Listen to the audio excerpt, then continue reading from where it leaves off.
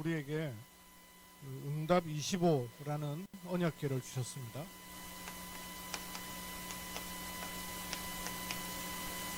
응답 25는 우리의 시간표가 아니고 하나님이 역사하시는 실제적 시간표를 말하는 것이죠. 왜냐하면 우리의 인생이 관광이 아니고 여정이잖아요. 저희 조카가 서울에 있는 조카가 집사람 조카죠. 어머니 소천 받으시는 계기로 복음을 받았어요. 그리고 신앙생활을 아주 잘하고 또 원래 준비된 아이였는지 성경도 얼마나 잘 읽고 막 저기 한지 몰라요. 근데 몸에 이제 기능에 문제가 왔어요. 어디가 아픈지 병명도 잘 안 나오고 몸은 통증이 막 시작되는데 너무 힘들어가지고 기도도 안 되고 뭐 안 되는 것이죠. 대화하는 가운데 복음을 확인할 수 있는 그런 시간을 또 주셨고 또 이번 주에 또 한번 만나려고 합니다. 또 우리 같이 기도해 주실 것은 우리 박연자 집사님 창녕으로 가셨잖아요. 따님 되는 이경숙 권사님 직분 받았어요. 근데 코로나 이후에 아직 나이가 젊은데 파킨슨이 와가지고 몸에 이렇게 좀 문제가 와서 매주 이렇게 요 경주 앞에 실로암 한의원에 와서 침을 맞게 된 모양이에요. 그런 바람에 이제 자주 만날 수 있게 됐어요. 제가 만나자마자 그런 얘기 했습니다. 인생이 관광 같으면 내가 보고 싶은 것, 하고 싶은 것, 가고 싶은 것 그러면 되는데 인생이 관광이 아니란 말이에요. 여정이에요, 여정. 여정이면 내가 하고 싶은 거, 가고 싶은 것 이게 아니에요. 관광객하고 순례자하고는 일단 복장부터 다릅니다. 그죠? 관광객은요, 예쁜 거, 멋있는 거, 폼 나는 거 이렇게 입고 돌아다녀요. 근데 순례자는 그렇게 입고 다니질 않습니다. 차림새부터가 달라요. 관광객의 눈은 어디에 있을까요? 밖을 자꾸 보는 거예요. 그죠? 건물 보고, 사람 보고, 보고 싶은 거 보고. 순례자의 눈은 어디에가 있을까요? 밖을 보는 게 아니죠. 나를 보는 거예요. 내 속을 보는 거예요. 시각이 달라요.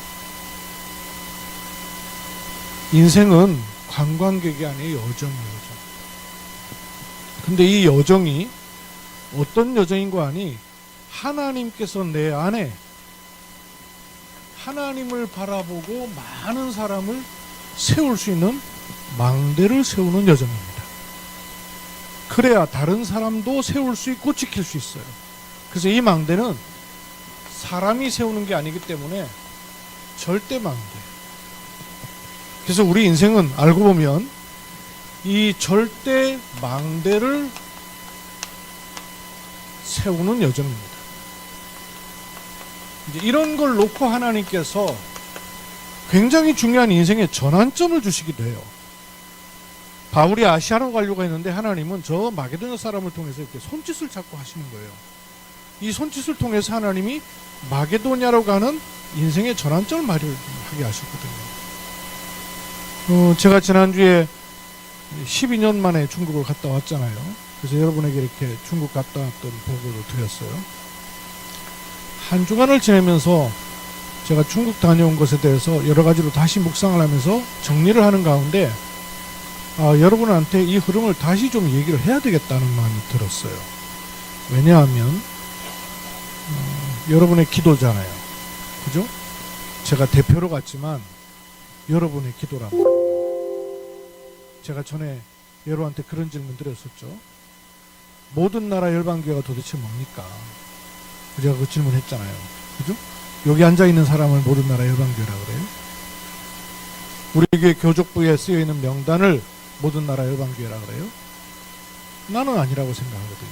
그건 눈에 보이는 것이고 내가 기도하고 있는 모든 곳이 모든 나라 열방교회다. 저는 그 믿음을 하나님 주셨어요. 그러면 제가 임마누엘 서울교회를 놓고 기도하면 거기가 모든 나라 열방교회예요. 그렇죠? 제가 여러분 놓고 기도할 뿐만 아니라 저와 관계된 분들을 놓고 기도해요. 그건 모든 나라 열방교회예요. 하나님 보실 때는. 그렇죠? 그 응답을 볼 수 있어야 돼요. 그러니까 내 눈앞에 보이는 응답, 내가 요거 기도했는데 요거 일어나는 응답, 요것만 하니까 못 벗어나는 거예요. 하나님 주신 응답을 찾아낼 수가 없는 거예요. 이 흐름을 제가 말씀을 드리는 것은 이 흐름 속에서 여러분이 많은 응답을 찾아낼 뿐만 아니라 하나님께서 응답을 하실 때 어떤 요소들이 있는가를 찾아보세요. 왜냐하면 다른 모습으로 나타나지만 하나님께서 응답하시는 원리는 똑같아요. 그걸 이렇게 찾아내는 눈을 좀 가지면 좋겠습니다. 하나님께서 중화권을 통한 세계복음화라는 이거 PPT 잘 절대 망대를 세우는 여정을 주셨어요. 이 여정에 12년 만에 제가 단기 선교를 갔다 오면서 더 확인하게 됐는데 이거를 제가 전반적으로 어떤 흐름 속에서 갔다 왔는가라는 말씀을 다시 드릴게요. 날짜를 확인해 보니까 98년이 아니었어요. 99년. 제가 중화권에 그 선교를 시작했던 여정의 시작이 99년이었습니다. 그 배경은 제일 처음에 저 신금숙 성도가 97년도에 저희 교회에 온 거예요.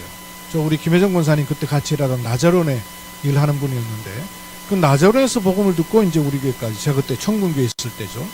와서 신앙생활을 하다가 1년 있고 집사 직분을 받아갖고 중국으로 돌아가게 됐어요. 그때 제가 저 신금숙 집사님을 좀 찾아서 들어가야 되겠다고 생각하는데 그냥 난데없이 제가 혼자 들어가야 좀 못한 거예요. 아니 그러던 차에 포항 임만을교 황유신 목사님이 저한테 목사님 중국 좀 한번 안 들어갈래요? 이러는 거예요. 왜 그러냐 하니까 포항공대 박사과정 중인 조선족 학생이 하나 있었는데 그 어머니가 와가지고 복음을 받았다는 거예요. 그래서 그 어머니 가정에 요 박사과정에 있는 학생이 우리 어머니뿐만 아니라 이 복음 받을 사람이 많이 있으니까 중국에 가서 조금 얘기를 해주면 안 되겠냐는 요청을 한다는 거예요. 그래서 복음을 받을 사람은 두 가정이 나온 거죠. 이제 복음을 확인할 수 있는. 그래도 이제 우리가 하루 만에 갔다 올 수 있는 건 아니잖아요. 근데 이제 이런 집에 가서 우리가 잠을 잔다든가 한다는 게 또 쉽지가 않고 또 우리끼리 가가지고 호텔 잡아가지고 인다는 것도 이게 쉽지 않았고 이거 좀 거처할 수 있는 곳이 있으면 좋겠는데 이렇게 이제 둘이서 얘기를 한 거예요. 근데 얼마 안 돼가지고 서울의 경륜교회 연락이 왔어요. 평신도 선교사를 한 가정 보내놨는데 자기도 이제 그때 강대일 목사님이라고 이분도 들어가지만 목사님들이 좀 들어가서 이 사람을 양육을 해주면 좋겠다는 거예요. 그러니까 이제 이 집은 며칠을 거할 수 있는 좋은 베이스가 된 거 아니에요. 요분 남편이 중국에 이제 사업차 가 있는 사업을 잘 하시는 분이에요. 그래서 이제 요분 붙잡고 저희가 갔습니다. 그래서 이제 여기 황유신 목사님, 여러분 아시는 분들도 계시죠? 황유신 목사님이고, 여기 안경 낀 여자분 요분이 그 포항공대 박사과정에 있었던 그분이고, 요분이 오시면서 친구를 하나 데려왔어요. 근데 이 데려온 친구가 유치원 원장님입니다. 그래서 이제 이 원장님도 복음을 받고 자연스럽게 유치원에도 복음을 전할 수 있는 또 문이 열리게 된 것이죠.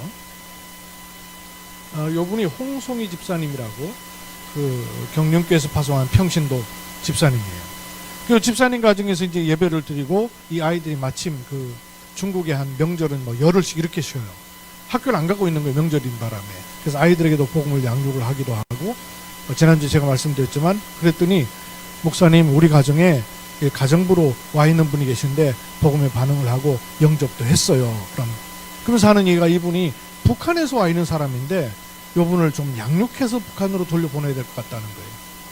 얘기를 들어보니까 북한의 남편은요 고위 공직자예요. 이분은 그 남편의 등을 업고는 중국에서 벤츠를 사다가 그 북한에다 파는 그런 일이에요. 북한에서 벤츠를 살 수 있는 사람이 아무나 살 수 있는 게 아니잖아요. 그러니까 이제 그걸로다가 돈을 많이 벌고 있는 사람이에요. 근데 정치적인 문제로 남편이 숙청을 당해버린 거예요. 탄광에 끌려갔어요. 그러니까 자기도 이제 문제가 되니까 도망을 쳐가지고는 중국에 숨어 들어와가지고 살 곳을 찾다가 요 집사님 가정에 가정부로 숨어 들어온 거예요. 그러니까 가정부면 식당에 그저 시장 가서 물건을 사야 될 거 아니에요. 못 가요. 밖에 나가면 잡히니까. 그러니까 이제 물건 사는 건 전부 다 이 집사님이 사다 주고 이제 집사님이 요 사정을 알고는 요 사람 보호하는 거예요. 이 사람은 365일 요 집안에만 있는 거예요. 그런 가운데 복음을 받고 이 사람이 혹은 날 그렇게 살 수 있는 건 아니잖아요. 가족들이 다 북한에 있고 하니까 돌아가야 되는 거 아니에요. 복음 편지를요, 제가 전날에 1과 2과 3가를 해줬어요. 다음날 아침에 4가부터 하려고 쓰면서 메시지를 앞에 1, 2, 3과 했던 걸 정리를 다시 이렇게 쭉 해주는데, 이 사람이 또박또박 얘기를 하는데 다 알고 있는 거예요. 그럼 어떻게 이렇게 잘하나 싶었더니 외워버렸대. 1가부터 3가까지 복음 편지를 싹 외워버린 거예요. 그 어떻게 이렇게 당신이 이걸 다 외울 생각을 했습니까? 물어보니까 나는 북한에 다시 돌아가서 이 복음을 전해야 되는데 북한은 이런 거 못 갖고 들어갑니다. 그래서 외워야 됩니다. 깜짝 놀랐어요. 7가부터 마지막 10가까지 다 해줬습니다. 10가 복음 편지를요 싹 떠해버렸어요. 저는 지금 다락방 한 지가 수십 년 된데도 복음 편지 다 못 외워요. 제목은 외워도. 근데 이분은 내용까지 성경구절까지 싹 외워버리고. 그러면서 이분이요 마지막 날 인사를 하면서요, 경주에서 오신 박 목사님, 내 평생에 잊을 수 없는 목사님, 천국에서 다시 보십시다. 이게 여러분 그냥 얘기예요. 천국에서 다시 봅시다. 뭐 우리 그런 얘기 종종 하잖아요. 뭐 농담 삼아. 근데 이 얘기는 농담 삼아 하는 얘기가 아니잖아요. 그야말로 이분은 두 번 다시 볼 수 없는 분이었어요. 모르죠, 어떻게 될지는. 그러나 이분이 말 맞다나 천국에서 다시 볼 수 있겠죠. 그래서 제가 이제 마음이 다르잖아요. 이런 현장과 북한에 대한 눈을 보게 된 거죠. 그리고는 안 넘어가죠. 그 마우스를 계속 여기다 놔두셔야 돼요. 요 집입니다. 공산국 아파트라는 곳인데요. 그리고 그 다음날 이제 요 신금숙 집사님의 가정에 방문을 했어요.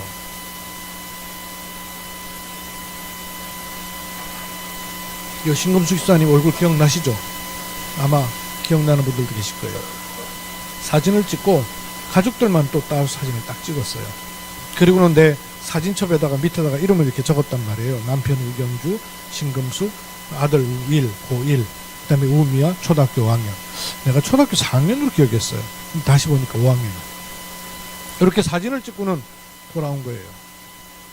돌아오고는 그 다음엔 제가 이제 뭐 일본, 탄자니아 이런 데 계속 들어갈 때 아니에요. 저번에 제가 탄자니아 갔다 강도 만난 얘기 했지 않습니까? 그 강도 만나가지고 탄자니아만 계속 들어간 거예요. 그런데 이제 선교사님이 중국 좀 자꾸 들어오라고 얘기를 하시는데도 제가 거기 못 들어갑니다. 시간도 돈도 없어요. 그리고 이제 탄자니아 가려면 돈이 적게 드는 게 아니잖아요. 그래서 이제 들어가고 있었더니 한날 저한테 전화를 다시 해가지고 목사님 우미야라고 몰라요? 그러는 거예요. 10년이 지났는데 나한테 우미야 그러니까 잘 못 알아들었죠. 그랬더니 그 사이에 요 녀석이 자라가지고요 20대가 된 거예요. 어린이집에 취직을 했는데 어린이집 원장님이 다락방 멤버였어요. 새로운 선생님이 오니까 전도 핸드북을 딱 펴놓고는 복음을 전해준 거예요. 그랬더니 얘가 있다가 이거 나 어렸을 때 한국 교수님 목사님이 얘기를 해줬는데요 이러는 거예요. 이러니까 그러냐고. 이러다가 믿음이 들어가고 신학원에 입학을 한 거예요. 신학원 수업을 해보니까 선교사님만 강의하는 게 아니라 한국에서 목사님들이 와가지고 강의를 돌아가면서 하신단 말이에요. 그 기다렸대요. 자기는 한참을 기다려도 경주에서 박 목사님은 안 오더라는 거예요. 이래가지고 선교사님한테 물었다는 거예요. 경주에 박 목사님은 왜 안 오세요? 이렇게 물은 거예요. 근데 이거 박 목사님 어떻게 아냐? 그랬더니 요 얘기를 해준 거예요. 그래서 제가 이제 그렇게 하는데 어떻게 안 가겠어요. 그래서 간 게 2010년 10월 15일이에요. 이 앞에 거 보세요. 이 앞에가 1999년 10월 16일이에요. 그것도 또 10월 달이에요. 제가 또 요번에 또 10월 달에 갔다 왔잖아요. 희한한 거 있죠? 그러고는 10년이니까 11년 딱 지난 거죠. 11년 지난 10월 달에 연길 식당에서 이제 만난 거예요. 얼굴 동글동글한 게 그대로죠. 요 어렸을 때 모습이나 신금숙 씨도 그렇지만 집사님도 그렇지만 우미야 얼굴 동글동글하게 그대로잖아요. 11년 만에 제가 만난 거예요. 그 만나자마자 제가 요 사진을 제가 사진첩에서 떼가지고 가갖고 식당에서 만나자 식당에서 사진을 이렇게 쭉 내밀었어요. 보라고. 11년 전 사진을 뚝 내미니까 이들이 모두 막 웃더라고요. 해가지고 목사님 아직도 가지고 계시네요. 그러면서 자기들은 사진이 없다는 거예요. 그런데 이 미화 이 녀석이요, 핸드백에서 뭘 주섬주섬 꺼내갖고 나한테 또 쭉 미는데 보니까 10년 전 우리 교회 주보를 쓱 내미는 거예요. 그 나는 사진 들고 가고 이 녀석은 주보 갖고 오고. 엄마가 이 주보를 쓰레기통에 버렸대요. 근데 자기는 보니까 이런 건 버리면 안 될 것 같더라는 거예요. 이래가지고 쓰레기통에 자기가 건져가지고는 갖고 다녔는데 집을 2번을 이사 갔는데도 자기는 이거를 갖고 있었다는 거예요. 또 갖고 나와요. 얘 미화가요, 나중에 제가 장춘에서 공안에 단속될 때 여기서 같이 있었어요. 신기한 거 있죠. 아주 우여곡절 끝에 얘 또 같이 또 만나고 나중에 경주 와가지고도 좀 있었죠. 그리고는 그 연길에서 여기 단둥이라는 곳으로 오게 됐어요. 여기는 호텔이고요. 이게 압록강입니다. 강 하나를 건너면 신의주예요. 신의주는 여러분 학교에서 배웠죠, 교과서에. 북한 가운데도 경제, 무역, 자유구역이에요. 그런데도 모습이 저래요. 얼마나 비교가 돼요. 요 사이에 흐르는 압록강을 배를 타고 오갈 수 있어요. 배 중간 넘어서 저쪽 가면 안 되고 배 중간까지만 유람선이 이렇게 다닐 수 있도록 관광 코스를 만들어 놨다고요, 단둥에서. 그래서 배를 타고 지나갔어요. 좀 눌러보세요. 자, 여기 많은 좀 들었는데 이게 저 경제, 무역, 자유구역인 신의주.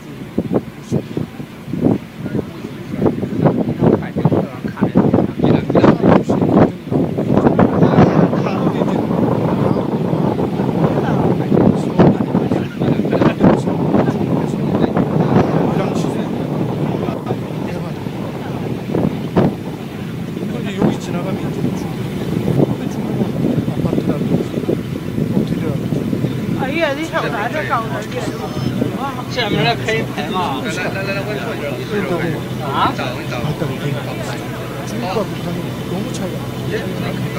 그러니까 북한 사람들은 오로지 중국으로 가야만 돈 될 만한 거예요. 제가 생애 처음 북한 땅을 보게 됐잖아요. 사진은 못 찍었는데 좀 더 가까이 갔을 때 북한 군인 2명이서 요 강 바닥 옆으로 나와 있더라고요. 이 옆에 있던 관광객이 초코파이를 들고 초코파이 이러니까 손짓을 달라고 하고는 두리번 이러는 거예요. 그러니까 이걸 던져주니까요, 얼른 집어가 주머니 쓱 집어넣는 거예요. 이게 무슨 60년대 얘기예요 도대체. 군인이 초코파이 던져주는 그거를 들고 너무나 좋아가지고 기뻐하고 웃고 있는 그런 모습이. 그리고 이제 연길로 왔어요. 연길에 왔는데 이 아파트에 여기 표되어 있는 곳이 교회예요. 중국에는 교회가 두 종류 교회가 있습니다. 정부에서 허락을 받은 교회가 삼자교회예요. 삼자라는 말은 자활, 자립, 자전. 그 스스로 해라. 외부의 도움 받지 말라 그 말이에요. 그 외부의 도움 받지 말라는 말은 우리 안에서 우리 당의 그 지도하에 신앙생활을 해라 그 말이에요. 그러니까 그 교회 위에 당이 있는 거죠. 그래서 외국인이 간다든지 복음을 전하는 것은 불법이 되는 거예요. 전에는 복음을 전하는 게 불법이었는데 이제는 7월 달에 시진핑 들어서고 나서는 그게 간첩 행위가 되어버렸어요. 그러니까 그 죄가 더 높아진 거죠. 여기 이제 대학생들이 모여서 예배드리는 현장이 있어 들어갔는데 이 아파트를 이렇게 아파트 깨끗하게 보기 좋더라고요. 중국은 한 가정에 하나밖에 없어요, 아이들이. 둘 낳는 집도 거의 없습니다. 근데 그때 법이 바뀌어갖고 둘 낳아도 돼요. 그러니까 둘째를 낳으면 법이 예전에 안 바뀌었을 때는 아이를 낳고는 호적을 안 올리는 거예요. 왜냐면 벌금을 엄청나게 내야 되니까. 이래서 호적 없는 아이들이 꽤 있다네. 파악이 안 돼 있는 아이들이 꽤 있어요. 근데 이제 2명을 허가를 했다더라고요. 그래서 그런지 아파트를 들어가면 거실은 엄청나게 넓고 방은 하나 둘밖에 없어요. 그럼 거실이 넓으니까 예배드리기가 좋잖아요, 가정교회로. 제가 들어갔을 때도 그 집 거실이 이만했던 것 같아요. 그럼 우리 아파트로 말하면 50평, 60평 돼야 이런 거실 나오지. 그렇지 않고 거실 안 나오잖아요. 그런데 30평, 20평 이렇게 돼도 거실이 굉장히 넓어요. 들어갔더니 30명이 앉아 있는 거예요. 이 아파트에 30명이 들어오면 우르르 들어오면 고발되니까 3시간, 4시간 전부터 2명씩 야금야금 들어온 거예요. 그래가지고 갔더니요, 아침에 8시에 뵌대. 새벽부터 들어오는 거예요. 이래가지고 30명이 들어앉아가지고는 얘기하고 있고 기도하고 있는데 소리는 안 나요. 사회 보는 사람이 앞에 나와가지고 사회 보는데요. 지난주 말씀드렸잖아요. 몇 장을 찬송합시다. 간절히.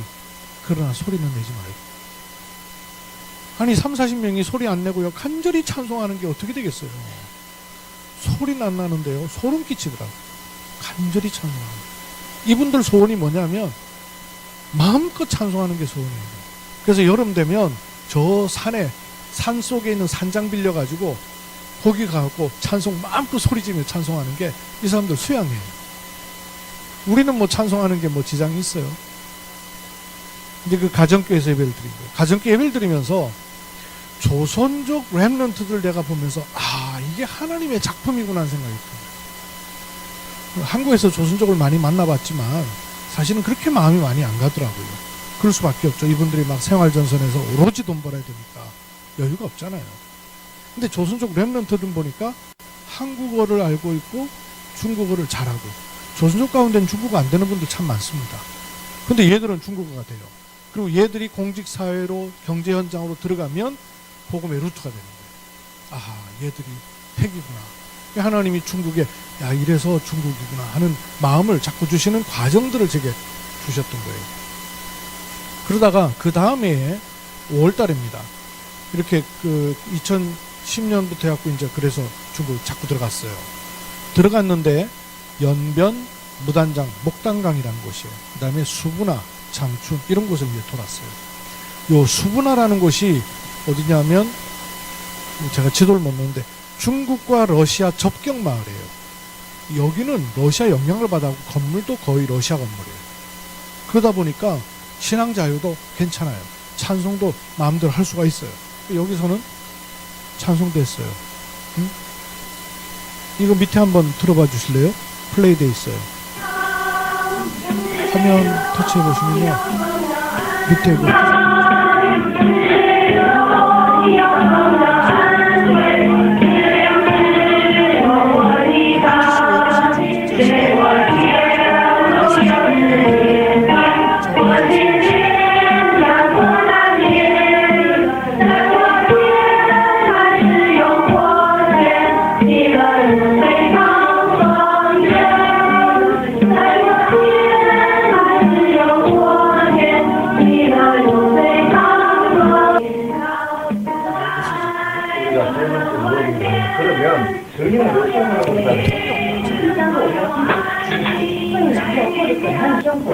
이게 사회는 2장 42절에서 47절까지.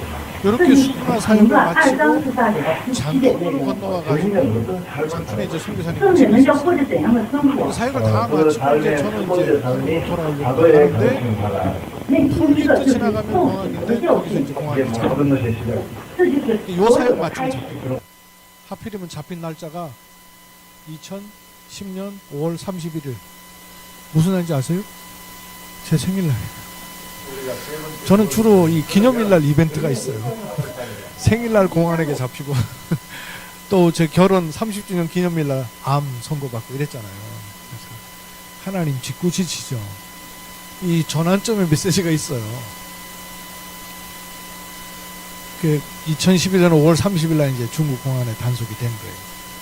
그래서 이제 저도 중국 가는 비자가 안 나오고, 선교사님도 중국 선교사인데 중국 가야 되는데 중국 못 들어가게 된 거예요. 그래서 이제 한빛 RTC에서 포럼을 하게 된 거예요. 근데 그 이전이 있어요. 강 선교사님하고 제가 저렇게 현장을 간 게 중요하지만 그 이전에 숨은 일이 뭐 있냐면 강 선교사님하고 저하고 말씀 소통을 계속하고 있었어요. 제가 선교장을 가보니까 선교사님들이 말씀의 흐름을 타고 가는 게 쉽지가 않아요. 왜냐하면 우리하고는 시차도 있지, 훈련도 그렇게 못 받지 하니까 말씀 많이 나오는데 그 말씀의 흐름을 타고 간다는 게 어려워요. 그때 제가 여러분한테 그 말씀 언제부터 기억나는지 모르겠어요. 제 개인적으로는 2008년도부터 언약에 대해서 집중하는 가운데 평생 언약, 1년 언약, 강단 주간 언약, 그리고 매일 언약 기도 수첩. 한 달 언약은 뭐지? 내가 이렇게 질문했다니까요. 한 달 언약은 뭐지? 그러다가 한 달, 그래, 화요집회 메시지를 늘 갖고는 있었지만 이걸 한 달 언약으로 내가 생각을 안 했던 거예요. 근데 한 달 언약을 딱 붙잡고 나니까 선교사님들하고 이 언약이 소통이 되는 거예요. 그래서 선교사님들하고 이 얘기하니까 선교사님들이 아 이게 메시지 기둥이네 이러는 거예요. 그래서 강 선교사님하고 2008년도부터 이 메시지 소통이 구체적으로 되기 시작한 거예요. 그러니까 이제 제가 중국을 들어가면서 강 선교사님하고 이렇게 메시지로 소통하는 그게 베이스가 있었던 거예요. 그러니까 무슨 일이 일어나기 전에 반드시 하나님 말씀을 주신다니까요. 그러니까 뭔 일이 일어날 걸 자꾸 기대할 게 아니고 말씀 언약을 붙잡는 게 더 중요해요.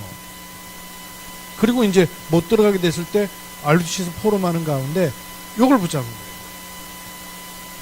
하나님이 중국을 들어오지 말라고 하는 게 아니라 중국 말고 다른 데 하나님의 준비하심이 있다. 중국을 못 들어가는 게 아니라 중국만 못 들어가는 거다. 그래서 전환점을 보게 된 거예요. 그때 마게도니아 미션을 잡고 몇 가지 제목이 나왔어요. 아, 와 있는 중국 사람이 많구나. 그래서 다민족을 파악해 보니까요. 그때 당시 다민족이 우리나라에 와 있는 사람이 140만 명이에요. 지금은 얼마쯤 될까요? 200만 명. 그 중에 중국 사람은 절반이에요. 항상 중국 사람이 절반이에요. 지금은 100만이에요. 당시에는 70만의 중국 사람이 있는 거예요. 우리가 중국을 들어갈 때는 중국만 오로지 그것도 매우 조심해 가면서 선교사님 휴대폰 4개 갖고 있는 분도 계셨어요. 피해 다닌다. 따로따로 쓴다. 그렇게 도망 다니고 가슴 졸여가며 복음 전하는데 여기는 와 있단 말이에요. 그 와 있는 이 사람들한테 복음 전해서 세워가지고 들려보내야 된다는 게 기도 제목이었던 거예요. 완전 마게도니아 미션이죠. 그래서 전국의 17시도, 나는 우리나라에 시도가 17군데 있다는 거 이때 알았어요. 강성교사님 이건 또 파악을 했더만. 그래서 17시도에 중화전도학교 세웁시다 이러는 거예요. 맞다. 그리고 이걸 쭉 인도받다 보니까 하나님이 해외를 그냥 나가는 게 아니라 중화라는 눈을 가지고 해외를 가봐라 하는 기도 제목을 주시고, 그리고 중국 주변에 22개 나라가 있어요. 중국 주변에 있는 22개 나라에 거점을 만들어서 중국 사람 불러다가 훈련시켜서 들여보내는, 이게 중요하다 하는 기도 제목을 가진 거예요. 그래서 글꼴이 깨졌구나. 국내 중화전도학교를 놓고 기도했는데 서울, 대구에서 기도를 사람들이 모여서 막 했습니다. 그런데 하필이면요, 경주에서 제일 먼저 열렸어요. 그게 2012년 3월 10일 날 경주에서. 여러분 기억나시죠? 중국 사람들 3분 갑자기 일하러 온 바람에 이 사람들 중심으로 해가지고 중화전도학교가 시작이 됐어요. 그게 경주에 열리니까 그 다음에 뭐 서울, 대구, 청주, 안산, 수원 이렇게 쭉 따라서 중화전도학교 막 열리고 있습니다. 그래서 한 3, 4년 동안, 한 3년 동안에 16군데까지 중화전도학교가 쭉 열려지는 거예요. 그리고 이제 12군데쯤 열렸을 때 해외, 저 수원에 계시는 정인공 목사님이 아이고 한국에만 중국 사람도 있는 게 아니고 전 세계 현장에 중국 사람은 굉장히 많아요. 가봅시다 그러는 거예요. 어디로 가요? 그랬더니 오세아니아 가재요. 왜냐하면 정인공 목사님은 오세아니아를 계속 들어갔거든요. 그래서 이제 오세아니아를 따라서 들어가게 된 거예요. 제일 먼저 들어간 게 이제 피지, 통가. 그리고 가서 이제 중화전도학교를 세웠어요. 말씀드렸죠. 통가 인구가 10만 밖에 안 하는데 중국 사람이 3천 명이나 돼요. 그러니까 복음 전하는 것이 중국 사람에게 복음 전해놔야 제대로 장악할 수 있어요. 동서남아시아의 모든 경제는 전부 중국 사람이에요. 실제 움직이는 사람들은 전부 중국 사람. 그러니까 중화권이 세계복음화의 루트라는 걸 보게 되는 거죠. 여기 뉴질랜드, 그 다음에 호주, 브리즈번, 그 다음에 시드니. 그 다음부터는 이제 미국 쪽으로 쭉 들어갔어요. 미국에도 플러싱이라는 곳을 갔더니요, 중국 사람 천재. 영어 한마디 못하면서도 중국 사람이 여인수 가고 있어요. 여관 하고 있고, 호텔 이런 거 하고 있고. 너무나 많더라고요. 달라스, 샌프란시스코, 그 다음에 이렇게 중국, 캐나다 이런 쪽 쭉 돌고, 필리핀 쭉 돌고. 이렇게 쭉 도는 가운데 선교사님들이 이구동성으로 뭐라 그러냐면, 그 나라만 생각했지 그 나라에 와 있는 중화인이 정교의 선교의 문이라는 것을 전혀 못 보셨어요. 이렇게 쭉 열렸어요. 근데 신기한 게도요, 코로나 팬데믹이 와가지고 지금 선교사님들하고 제가 포럼하잖아요.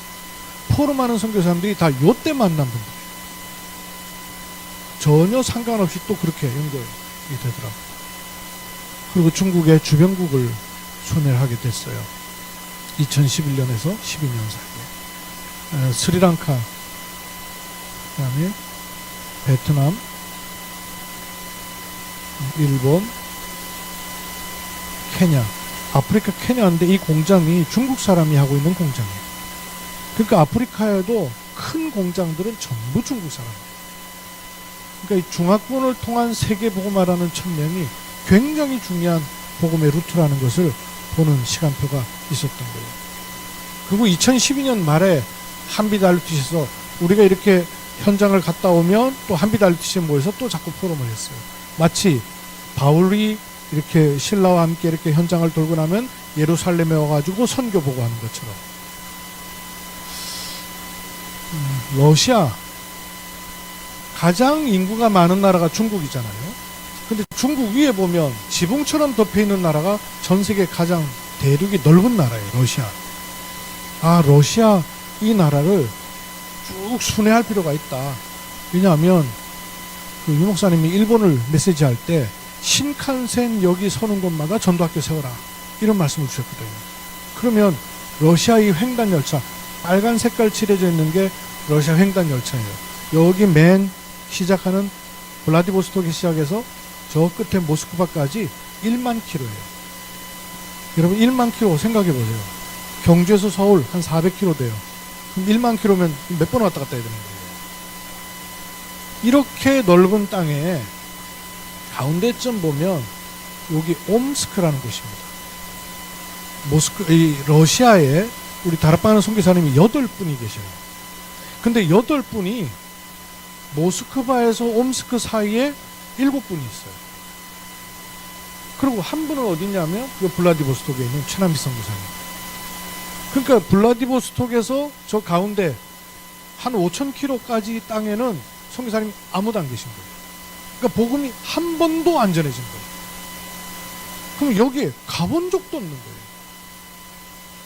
그래서 블라디보스톡에 최남희 선교사님을 선교대 때 만났어요. 만나가지고 요 얘기를 하니까 아, 그렇지 않아도 내가 선교사로 올 때는 저 넓은 땅을 좀 계속 돌아야 되겠다고 돌아왔는데 와가지고 하다 보니까 안 되더래요. 왜? 다른 분들이 다 안 그러고 있더래요. 그냥 한 교회만 여전히 목회하고 있길래 아, 그렇게 하는가 없다 싶어갖고는 뭐 선교를 제대로 배우고 간 게 아니니까 그냥 그렇게 목회를 하고 있는 거예요. 다른 땅은 답이 없고. 이렇게 얘기하니까 그러면 어디서부터 어떻게 순회할까요? 이러는 거예요. 그러던 차에 저 서울의 김종호 목사님이 저한테 전화가 왔어요. 목사님 러시아에 빨치산스크라는 데에서 있어요. 예? 그랬더니 거기 선교사님을 선교될 때 만났는데 이 선교사님을 한빛 알루티시 한번 데리고 와보고 싶다는 거예요. 그리고 오시죠. 그래서 만났어요. 파르티잔스크라는 곳에 황성국 선교사님. 저 파르티잔스크를 우리말로 말하면 빨치산이에요. 저는 학교 다닐 때 고등학교 때 뭐 빨치산 이러길래 무슨 저 지리산 옆에 어디 뭐 산인가 이랬어요. 공상 게릴라 활동했던 산을 말하나 그랬거든요. 이렇게 무시했어요. 저 지역이 블라디보스톡보다 조금 더 밑에 있는 파르티잔스크라는 곳인데 거기가 항일 운동 때 저항 세력들이 항전하던 곳이에요. 그래서 파르티잔스크라는 거예요. 이 파르티잔 이 말이 저항하다 이런 뜻이에요. 거기에 이제 기존교회 선교사님이 계신 거예요. 이 선교사님이 만나가지고 대화를 하고 최남 선교사님한테 이분을 갖다가 소개하니까 그렇지 않아도 알고는 있는 사이예요. 근데 서로 교류가 안 돼 있었어요. 그래서 우리가 들어가면 황 선교사님 이 베이스에서 우리가 한번 모입시다. 이래서 이제 한국의 목사님 몇 분이랑 최남 선교사님을 모시고 이 파르티잔스크로 들어갔어요. 2013년 1월 27일 날 엄청 추운 곳이었더라고요. 비가 그 눈이 많이 온 여기 이제 항일 운동하던 그 전적지예요. 그래서 날짜가 적혀 있죠. 1918년에서 1922년 항전하던 곳이죠. 여기도 가보고 이 황 선교사님이 극장을 하나 사가지고는 여기서 이제 교회를 꾸미고 있는 중이었어요. 그래서 이제 메시지를 하고 예배를 드렸습니다. 요 앞에 선교사님 부부예요. 이 사모님은 군인 부사관 출신이에요. 선교사님은 조용하고 얌전한 은행원 출신이에요. 은행에서 근무하다가 그 한국은행 근무하다가 그 선교사로 오신 분이에요. 사모님은 군인 부사관이니까 이분은 와일드. 이래가지고는 공사하고 있는 걸 전부를 망치 들고 돌아다니는 분은 사모님. 선교사님은 쫓아다니면서 뭐 시키는 거 일하고 계시고 뭐 이러시더라고. 이제 이렇게 예배를 드리고 난 다음에 뒤에 이렇게 표시되어 있는 요 키 큰 분 계시죠. 스타스 집사님이란 분이에요. 러시아 중에서도 아주 시골이에요. 얼굴들이 한국 사람 얼굴 비슷한 분들이 많죠. 고려인이 아주 많아요. 연해주가. 요 스타스 집사님 집에 시골이다 보니까 호텔이 없어갖고 우리가 호텔을 못 잡은 거예요. 그러니까 선교사님이 요 스타스 집사님 집이 비어 있다는 겁니다. 부인이 저 멀리 돈 벌러 갔대요. 그 집은 넓은데 방이 여러 개인데 비어 있대요. 요 집사님 집에 가서 민박을 했어요. 요 집에서 동러시아 순회하는 이걸 이제 플랜을 얘기한 거예요. 블라디보스톡에서 시작해서 아마 큰 역 한번 대보라니까 뭐 하바롭스크, 우스리스크, 뭐 비로비잔 뭐 이렇게 쭉 얘기를 하는 거예요. 그래서 이제 쭉 해갖고 그러면 어디까지 갈까요? 하고 이렇게 얘기를 하고 있는데 요 스타스 집사님의 부인이 되는 분이 갑자기 전화가 온 거예요. 멀리서 사진하는 분이. 전화를 받더니 스타스 집사님이 사모님 우리 집사람이 사모님 바꿔달래요. 사모님 바꿨어요. 봤더니요 화들짝 뛰어가지고 와가지고 황성무성님한테 선교사님 백로자 집사님이 교회가 없어서 너무 힘들다고 여기 와서 교회 좀 세워달래요. 이런다는 거예요. 우리는 지금 이렇게 순회를 할 얘기를 하고 있는데 막 와서 교회 세워달라고 손짓한다는 거예요. 그래서 그 집사님 사는 데가 어디냐 물어보니까 이르쿠츠크래요. 이 집사님이 하고 있는 일이 뭐냐면 세라점 사업을 해요. 세라점 이거 여러분 보셨죠? 여기다가 사람 눕혀놓고 이렇게 의료기 체험하고 하는 사업을 하고 있는 거예요. 그래서 이 이르쿠츠크라는 곳이 여기에요. 가운데 파란색으로 저희가 바이칼 호수입니다. 저희 바이칼 호수가 얼마나 큰지요. 남한을 갖다가 퐁당 집어넣을 수 있을 만큼 커요. 거기 옆에 있는 이르쿠츠크라는 곳이고 이 블라디보스톡에서 이르쿠츠크라는 지역이 이제 생긴 거예요. 그래서 이 블라디보스톡에서 이르쿠츠크까지 순회하면서 현장을 돌아봅시다 하는 플랜이 나온 거예요. 그래서 이르쿠츠크, 울란우데, 치타, 그 다음에 비로비잔, 하바롭스크, 블라디보스톡 이렇게 6개 중요한 도시를 정해놓고 우리가 한국 사람들은 이르쿠츠크로 날아가고 러시아 선교사님 세 가정은 여기 이르쿠츠크로 또 오고 기차 타고 그래서 이르쿠츠크에서 만나가지고는 쭉 순회하는 동러시아 순회 사역을 하게 된 거예요. 이거 사역 끝나고 난 다음에 1년 지나서 2014년 6월 달에 이 블라디보스톡에 집회가 열렸습니다. 마치 이렇게 물고기를 막 몰아가지고 블라디보스톡에 모아놓고 집회하는 그런 느낌이 저희가 들었어요. 그리고 난 다음에 7월 달에 그 다음 해에 가을에 그 RTS 러시아 신학교가 세워지게 되었습니다. 그게 지금도 계속돼요. 그 순회할 때 제일 먼저 갔던 바이칼 호수라는 굉장히 넓은 호수가 아니라 바다 같아요. 이 호수가 무당들의 근원지기도 해요. 그래서 우리나라 무당 가운데도 그 굉장히 그 뭐예요? 그 영적인 깊은 단계에 들어간 큰 무당들은 여기 가서 굿하고 오는 곳이었어요. 가니까 한국 사람들 왔던 기록들도 남아 있더라고요. 이 무당 굿하는 곳이죠. 그리고 돌아와서 저희가 이 세라젬 사업하는 곳에서 사람들 이렇게 눕혀놓고 복음 전하고는 영접하고 복음을 전했어요. 요 분이 백로자 집사님, 요 주편에 있는 분이 지금은 전도사님이 돼가지고 러시아 계속 순회하고 있습니다. 그때 복음 받은 분들 같이 사진도 찍었어요.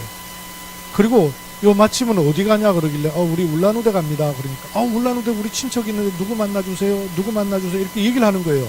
그래서 그 다음에 갈 장소를 얘기를 해요. 여기 바이칼 호수의 그 무당 지역이고 가는 중에 이제 광장에서 복음도 이렇게 전도 핸드북 가지고 전하고 또 길에서 만난 아이들에게도 복음 전하고 울란우데 갔을 때 만나기로 했던 요서 손 흔드는 분 있죠. 요 분이 친척이에요.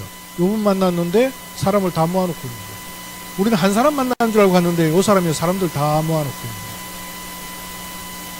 또 다른 곳에 만남 약속한 곳 가고 또 복음 전하고 이렇게 가능하죠. 그 다음에 치타라는 지역으로 왔는데요. 치타에서는 마약 사역을 하고 있는 목사님 한 가정을 연결시켜 준다고요. 연결 우리가 없는 거예요. 그냥 가면 만나게 되고, 가면 만나게 되고. 치타에 가서 이제 이분 만나고, 이분들이 얘기를 다 듣더니 아예 이 메시지를 우리 교회 와서 해달라고 하는 거예요. 그래서 그 교회 가가지고는 예배 드리면서 말씀을 주었어요. 이 앞에 손 들고 있는 분이 목사님 사모님이에요. 목사님이 청바지 입고 저렇게 예배드려요. 사모님은 미니스커트고, 우리하고 문화가 좀 많이 다르죠. 그 다음에 갔던 곳이 비로비잔이라는 곳인데, 여기는 유대인 마을이에요. 나치 독일이 이스라엘에 있는 사람들을, 유대인을 비로비잔 거기까지 추방시키는 거예요. 얼마나 멀어요. 완전히 동쪽 끝인 거예요. 거기까지 보내는데 이 마을 전체는 다 히브리어를 쓰고 있어요. 지금도. 역 이름이, 비로비잔이라는 이름이 히브리어로 써 있어요. 이 사람들이 복음을 받고 다시 이스라엘로 돌아간 사람들이 굉장히 많아요. 그래서 러시아어가 되면 예루살렘에 복음을 전할 수가 있더라니까요. 신기한 거 있죠? 흩어졌다가 복음 받고 돌아온 유대인들이 있어요. 이 사람들이 핵심이에요. 유대인 그 회당도 있어서 저희가 방문을 했고요. 그리고 하바롭스크라는 곳에 오니까 어린이 사역을 하고 있는 그 선교사님 한 가정을 만나가지고는 복음을 전하게 됐고요. 여기도 하바롭스크. 그리고 2014년도부터는 몽골, 여기 가운데 제가 표시한 여기가 몽골이죠. 이 몽골을 보게 됐던 이유가, 이렇게 러시아를 순회하는 가운데 여기가 이르쿠츠크고, 여기 옆에 가면 어디 있어? 울란우데라는 곳이 있어요. 여기 아니다. 요쯤에 울란우데라는 곳이 있어요.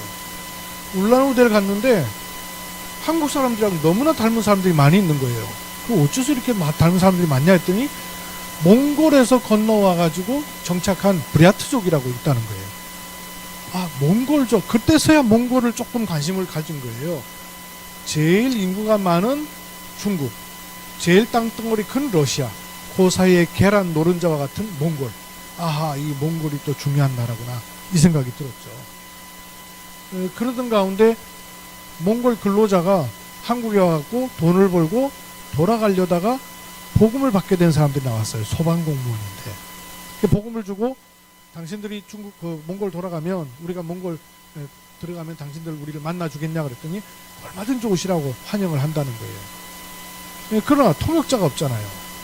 요 사람들 만나고 한 3개월 후에 강성교사님하고 저하고 선교대회 가가지고는, 선교대 참석해서는 점심을 늦게 먹으러 갔어요.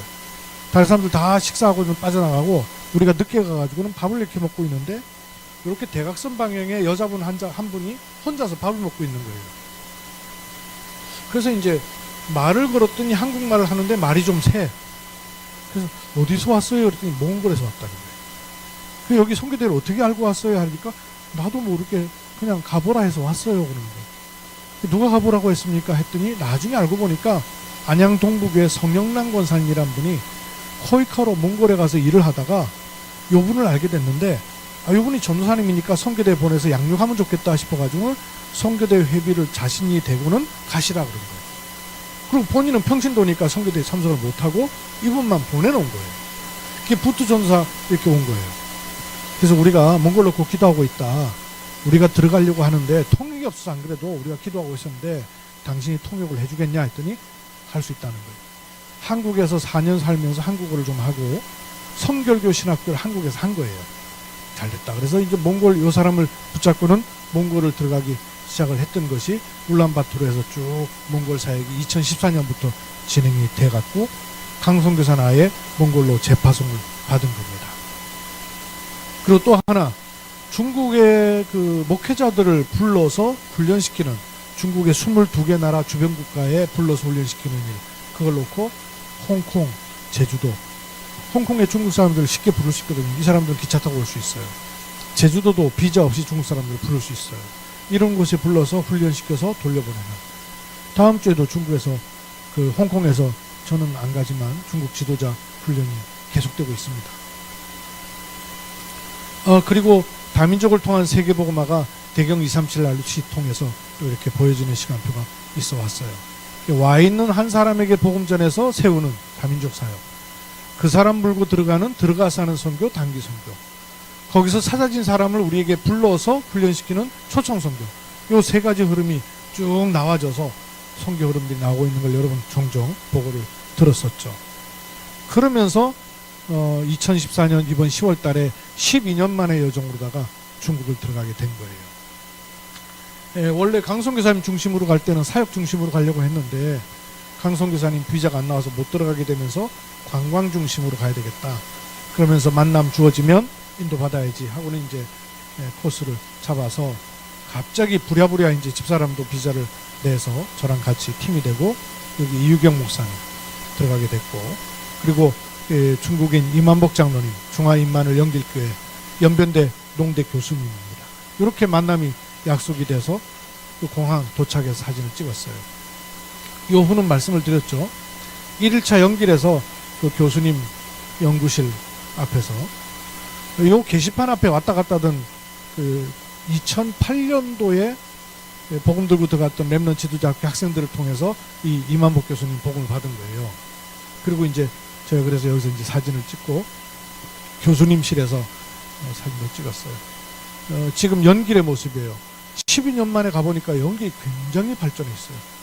한류 바람이 중국에 불면서 한국까지 오기 어려운 사람들이 중국 안에서 한류를 체험할 수 있는 곳이 연길이라는 거예요. 그래서 연길에 많이 와요. 우리나라 무슨 그 거리를 옮겨놓은 거하고 똑같아요. 한국 뭐 간판에다가 글씨, 여러분 한국 글씨 보이죠? 한글씨. 지금은 이렇게 간판도 좀 세련됐죠. 제가 12년 전에 연길 갔을 때는요, 촌스럽게 그지없고 한국에는 놀란 데가 있어요. 이렇게 간 데 보니까 한글로 글씨가 써있는 데 보니까 살까기 중심. 살을 막 깎는데 헬스클럽이에요. 헬스클럽이 살까기 중심이에요. 이발 중심, 뭐 미용 중심 이렇게 되고 센터가 다 중심이니까. 2일차에 그 이유경 목사님 교회의 에서 신앙생활 좀 하던 한족 만나가지고 가족들에게도 복음 전했고요. 조선 연변대학 정문입니다. 청소년 센터고요. 그리고 지도죠. 요게 북한이에요. 여기가 이제 러시아고요. 그럼 그 가운데가 중국이죠. 저희가 갔던 곳이 여기 연변입니다. 요 연변에서 저기 화살표 된 곳이 장백산, 백두산이에요. 여기까지 한 2시간 반 정도 걸리는 곳인데, 이 장백산을 가려면 요 이도백화라는 곳에 가가지고 기다려야 돼요. 왜냐하면 날씨가 좋아야만 올라갈 수 있단 말이에요. 근데 날씨 좋다고 올라갈 수 있다 그래갖고 가면 출발하면 늦어요. 그러니까 이도백화 가서 무조건 기다려야 돼요. 기다려서 하룻밤을 자고 아침에 날씨가 좋으면 올라갈 수 있는 거예요. 날씨 안 좋으면 돌아가야 되는 거예요. 그러니까 이제 일단 이도백화 가서 호텔을 잡고는 대학 전도학교도 줌으로 중화대학 전도학교도 이렇게 함께 참여를 했어요. 그리고 그 다음날 이렇게 날씨가 좋아서 올라갔습니다. 장백산을 잘 보게 됐어요. 구름 한 점 없는 아주 장관의 천지의 물. 이렇게 천지를 내다볼 수 있는 기회는 365일 가운데 며칠 안 돼요. 저 건너편이 북한인 거예요. 삼지연 폭포가 있는 곳입니다. 아주 장관이죠. 그 천지에서 흘러나오는 장백산 폭포. 그 다음 이 장백산을 관광을 마치고 훈춘으로 돌아가야 되는데 3시간 반 정도에서 저기 이렇게 딱 세 나라가 만나는 곳쯤에 훈춘이 있어요. 이 훈춘에는 누가 있냐 하면 기억나시죠? 아까 제가 주목해서 보라 그랬던 이 통역한 분 이춘희 집사님이었어요. 근데 지금 전도사가 돼 있어요. 이분을 만나기 위해서 갔어요. 훈춘에. 근데 훈춘에 갖고 전화했더니 이분이 연길에 있는 거예요. 우리는 오히려 훈춘에 들어와 있는데 연길에 있대요. 그래서 연길에서 훈춘에 이분 딸이 있어요. 딸인데 법대를 졸업하고 공무원이 있는 거예요. 김나라 그래요. 이름이 외자예요. 김나. 그래서 김나를 만났어요. 애가 똑똑한 애더라고요. 이 아이가 우리 그 식사할 만한 곳도 알려주고 해서 식사를 하면서 복음 얘기를 나누고 이 아이를 양육을 잠깐 했습니다. 그리고 그 다음날 이 훈춘에서, 여기가 훈춘이에요. 훈천에서 더 내려가면 한 30분을 내려가면 완전 접경 지역인 방천이라는 곳이 있어요. 여기로 갔습니다. 호텔이고요. 예, 방천으로 가는 길목에. 예, 가는 동안에 두만강이죠. 두만강을 끼고 이렇게 철조망이 켜져 있어요. 줌으로 제가 당겨봤거든요. 저기 마을 하나가 보이죠. 깔끔한 마을이 있어요. 마을에 사람은 안 살아요. 선전마을. 그 방천에 도착했습니다. 이 방천이라는 곳이 여기 삼국 접경 지역이에요. 여기 북한, 여기 러시아, 그다음에 여기 중국. 요 세 나라가 딱 만나는 요 지점이에요. 그 지점이 방천이라는 곳에 여기를 중국이 조금만 더 밀고 내려가면 바다를 만나잖아요. 그럼 바다를 만나면 태평양으로 나갈 수 있는 거예요. 이거는 굉장히 중요한 거거든요. 여기서 중국이 기회를 쓰고 나가려고 했는데 러시아가 막은 거예요. 막아가지고 러시아 역시 마찬가지예요. 러시아가 그렇게 큰 나라인데 저 위에는 북극은 바다를 끼고 있지만 전부 다 얼어버려가지고 배를 띄울 수가 없어요. 러시아 그 큰 나라가 바다와 접할 수 있는 곳은 유일하게 요 블라디보스토크가 여기 동해를 끼고 있는 여기밖에 없어요. 그래서 러시아 극동 함대 사령부가 있는 곳이 블라디보스토크예요. 아주 요충지인 거예요. 그러니까 중국하고 러시아가 이 바다를 차지하려고 굉장히 극심하게 싸웠던 곳이 여기입니다. 근데 결국은 중국이 차지를 못했어요. 여기 그 방천의 망대에서 바라보는 모양인데요. 저기가 동해예요. 동해. 이쪽 부분이 북한, 이쪽 부분이 러시아, 여기가 이제 중국입니다. 요걸 조금 몰밀고 내려가 가지고는 바다를 차지 못한 거예요. 그러니까 중국이 얼마나 안타깝겠어요. 그래서 이제 이 철길, 저 멀리 내다보이는 철길, 저 철길이 김정은 위원장이 러시아를 방문할 때 기차 타고, 비행기는 겁나고 못 타잖아요. 그래갖고 늘 기차 타고 돌아다니거든요. 러시아를 방문할 때 기차 타고 가는 곳이 철길이 있었어요. 여기 사진도 찍었고요. 망대. 여기서 제가 그때 메시지 준비하고 한 게 있었어요. 갑자기 생각나길래 USB에다가 그때 전 문재인 대통령이 김정은 위원장한테 USB 전달해 줬다 그러잖아요. 저도 여기서 USB 딱 전달해 줬어요.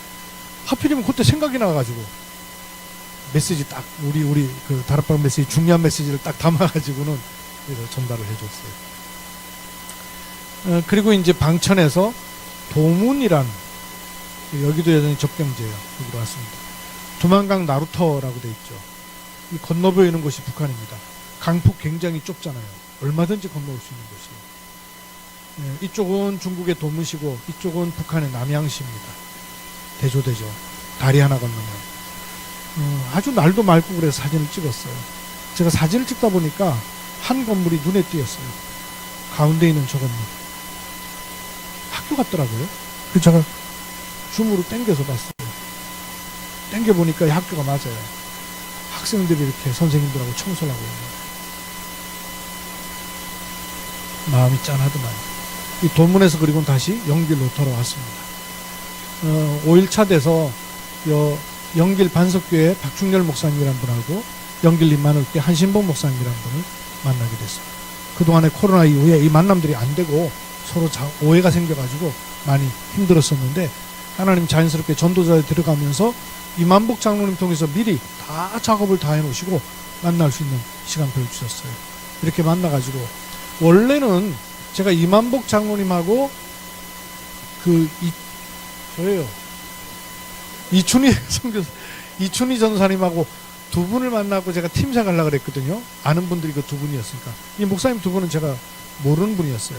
만나보고 나니까 이 한신봉 목사님은 대구 초대교회에서 1년 반을 훈련을 받아가지고 경주에 전도학교 때 한 번씩 왔던 분이에요. 안면은 있더라고요. 그래서 제가 이제 원래 이만복 장로님하고 이춘희 전사 두 사람 만나가지고는 팀장을 하려고 그랬는데 요분들 만났을 때 말이 통하는 거예요. 그래서 내가 사실은 이 두 분 놓고 내가 팀장을 하려고 한다 했더니 목사님들이 자기들도 참석하겠다는 거예요. 그래서 이만복 장로님이 섬기고 있는 중화 임마누엘 영길교회 우리가 모여가지고는 제가 팀장 메시지를 전달했습니다. 쭉 말씀을 전하고 포럼도 했어요. 포럼 해보니까 이분들이 고민하고 안 풀렸던 부분에 대해서 하나님이 말씀을 딱 주셨던 거예요. 그래서 저녁에 금요 기도의 시간이 되었어요. 가운데 계시는 이 한신봉 목사님, 저분이 집이에요. 아파트가 꽤 괜찮아요. 요 아파트가 이 연길 임마누엘 가정교회인 거예요. 주일날은 이 가정교회 이제 성도들이 모이는 거죠. 그래서 소파가 처음에는 이쪽에 있었는데 앉았고 차 마시고 나니까 소파를 갑자기 확 옮겨버리더라고요. 옮기고 나니까 여기 칠판이 하나 딱 나와요. 그 칠판에서 이제 메시지를 할 수 있죠. 그래서 이제 금요 기도회도 여기서 하고, 예, 마치고, 이렇게 사진도 같이 찍고, 그러면서 여기를 연변, 그래서 YB입니다. 연변 237 RTC를 시스템으로 구축하고, 그 후에도 돌아왔습니다. 제가 돌아오고 난 다음에 수요일날 줌으로다가 매주 만날 수 있도록 매주 수요일 저녁 9시에 우리가 만날 수 있는 이런 만남, 강성교사님도 가지는 못했지만 줌으로 계속 만날 수 있는 줌 망대를 구축을 해놨습니다. 말하자면 절대 망대를 세워놓고 온 거죠. 이렇게 사역을 제가 마무리 지었어요. 제가 한 주간 동안에 쭉 그 선교의 여정을 정리를 쭉 해보니까 이게 결국은 절대 망대를 세우는 여정이었구나. 이게 선교가 아니라 사실 내 인생이고 시간표구나. 여러분 인생에도 사실 똑같습니다. 특징들이 있어요. 저는 입장이 그러니까 많이 다니는 거죠. 여러분의 입장이 그렇게 다닐 수 있는 입장은 아니잖아요.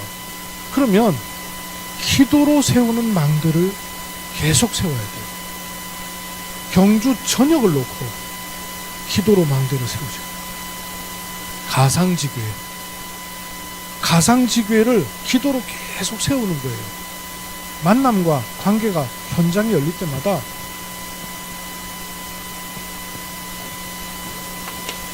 가상지교회 세워요. 그러다가 시간표가 됐다고 생각되면 바로 세우는 게 아니에요. 예비지교회, 지교회까지 가기 어려우면 다락방부터 하면 돼요. 예비다락방. 그러다가 시간표가 만들어지고 메시지가 들어가고 영접을 하고 시스템이 확립이 되면 현장지교회, 현장다락방, 요 시간표로 가는 거예요. 요런 시스템이 구축되기 이전에 언제든지 뭐가 있어요?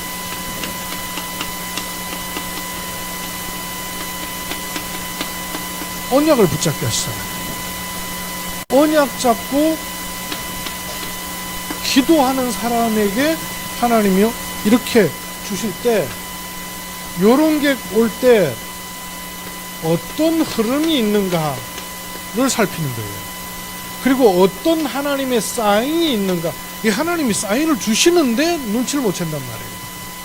어떤 하나님의 사인이 있는가. 그러면 어떤 하나님의 시간표가 되고 있는가를 쳐다보면 돼요. 그걸 통해서 하나님이 원하시는 시스템으로 가는 거예요. 이 시스템이거든요. 하나님이 원하시는 시스템으로 가는 거예요. 그러면 이 시스템을 통해서 지속할 응답을 보는 거예요. 이 스케줄이 여러분 인생 속에 녹아 들어가 있어요. 여러분 삶 속에 녹아 들어가 있어야 돼요. 그런 축복을 확인하는 겁니다. 제가 미국에서 우리 누님이 10년 만에 와가지고 만났어요. 미국에 신앙생활 하고 있습니다. 그래서 제가 미국에서도 다락방 좀 했으면 좋겠다 싶어서 메시지 연결 잘 안 돼요. 요번에 왔길래 제가 물었어요. 누나, 말씀 성취라는 게 무슨 말인지 알아듣겠냐고. 여러분, 그 어려운 말이에요, 쉬운 말이에요. 말씀 성취. 어렵건 쉽건 간에 알아들을 수 있는 말이잖아요. 말씀 성취가 뭔가를 알아들어야 돼요. 그 개념이 있어야 되잖아요. 제가 쭉 여정 보고한 것 저는 알아요. 여러분도 알겠습니까? 전부 말씀 성취예요. 말씀 성취인 걸 제가 확인하는 거예요. 그러니까 말씀 따라 갈 수밖에 없는 거예요. 그럼 하나님은 불가항력적인 일인데 하나님 응답하시고 은혜의 문을 여시는 것을 너무나 많이 확인하죠. 마지막으로 저희 누나가 되게 궁금한 게 있었는가 봐요. 저희 누나뿐만 아니라 저희 매형도.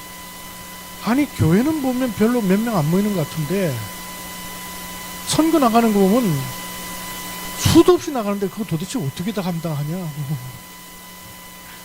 궁금한가 봐요. 저도 기적 같아요. 여러분도 참 기적 같은 일 속에 있습니다.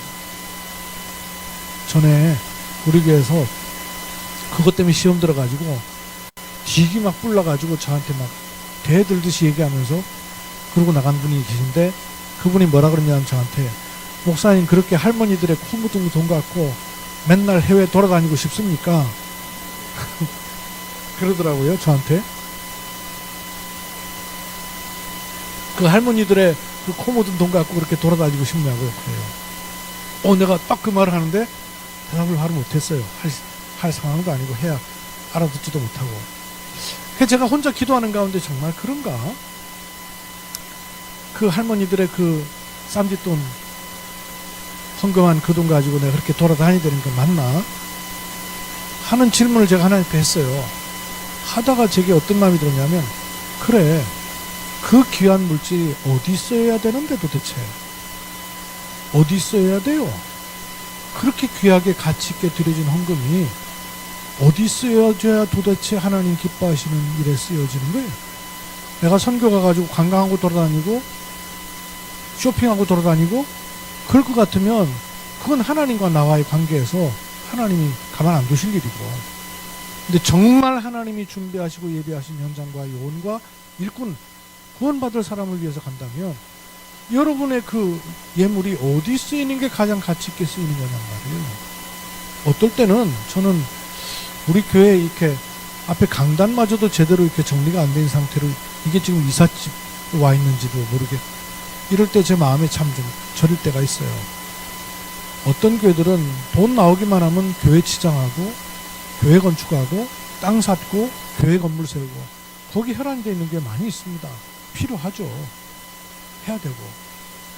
근데 어디에 써야 되겠어요? 제가 거기서 말씀 받고 나니까 그 다음에 제가 답이 나오더라고요. 절대 여정이에요. 절대 여정. 여러분 속에, 여러분 만남 속에, 여러분 기도 속에 하나님이 원하시는 절대 망대를 세우는 이 여정을 누리시기를 주의 이름으로 축복합니다. 살아계신 하나님 은혜를 감사합니다. 우리의 삶이 어디에 들어있어야 되며 어디에 방향을 맞춰야 되며 무엇으로 인도를 받아야 되는가를 확인하는 은혜 속에 저희가 있게 하심을 감사합니다. 주 예수 그리스도의 이름으로 기도드립니다.